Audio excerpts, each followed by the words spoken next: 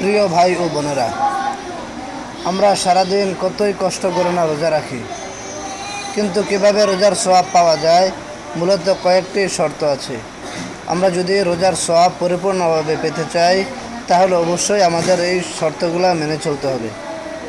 নয়তোবা যদি আমরা শর্তগুলো মেনে না চলি তাহলে সারাদিন উপবাস থাকতে পারবো, কিন্তু রোজার পরিপূর্ণ সওয়াব আমরা কিছুতেই পাবো না।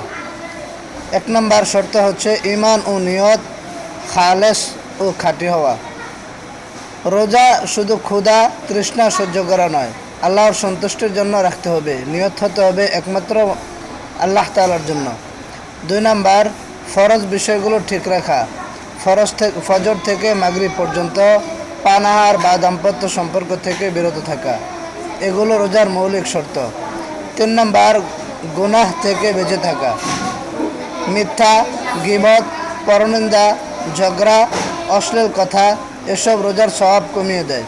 নবীজি সাল্লাল্লাহু আলাইহি ওয়াসাল্লাম বলেছেন, কেউ যদি মিথ্যা কথা ও কাজ না ছাড়ে তবে তার না খেয়ে থাকার প্রয়োজন আল্লাহর নেই। 4 নম্বর রোজা ও ইবাদতে যত্নবান হওয়া। 5 ওয়াক্ত সালাত, তারাবি, কোরআন তেলাওয়াত এসব রোজাকে নূরের মতো উজ্জ্বল করে। বিশেষ করে রমজানে কোরআন বেশি পড়া সুন্নত।